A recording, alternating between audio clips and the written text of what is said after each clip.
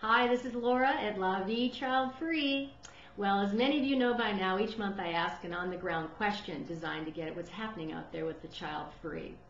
And in January, I did something a bit different. I asked, what do people want to talk about here this year? And what many people said is one thing is they wanted to learn more about how to find child-free people to date.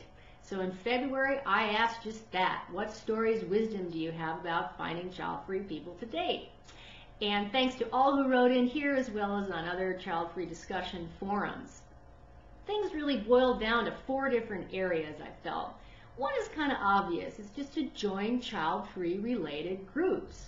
An example of that can be meetups at meetup.com. It's the largest network of local groups. You can find child-free groups there and find out what's happening, what events are going on closer in your local area. There's also the international social organization, No Kidding, that has chapters all over, even internationally, and they're at nokidding.net, and they also have a Facebook page. Also, join child-free dating sites. They're cropping up everywhere now. And ones that people mentioned frequently were childfreedating.com as well as dinklink.com. Now, there's also the option of online dating sites in general. Now, we've all heard of eHarmony and Match.com, but people talked about being a little cautious on these sites, being very mindful about things that you check and not check. For example, if you check the statement, I don't want kids, it can still be interpreted as you don't want kids right now. Now, there are sites, general dating sites, that people said don't even use as a child-free person. I think, what were they? They were OkCupid and Plenty of Fish. Lots of people complained about at those sites that they either, you can't really identify yourself as child-free now and forever, or it's hard to find other truly child-free people, or you can, but it's really confusing about how to go about doing it on the site.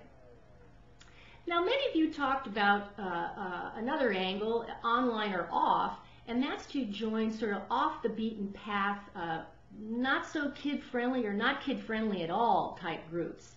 That can be examples people talked about were like wine tasting groups, travel groups, specialist hobby type groups like comic buffs, skydiving people talked about, even having a group that is into exotic pets, for example. So obviously you have to be into what the group is into, but you get the idea.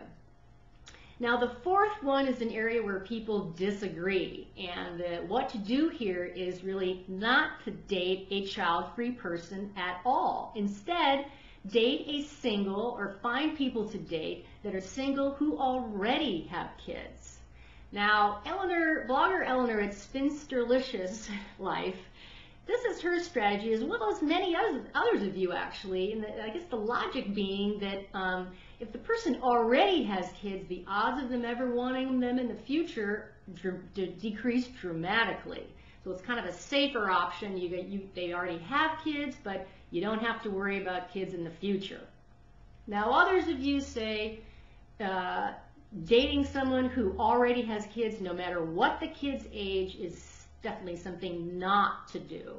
Why? Because ultimately, whatever the age of the kids, it's hard to remain truly child-free in that kind of a relationship. What do you think? Write in your opinion. So, dating someone who's single already with kids, or not, or definitely not? Tell me what you think. But generally, across the board, the wisdom was in just being child-free in general is to talk about it early on, whether you already know the person's child-free or not. Be straightforward and forthcoming from the get-go. Talk about the kid thing early on. Too many relationships have broken up because they waited too long to talk about it. So, staying on the channel of kids, onto the March on the Ground question.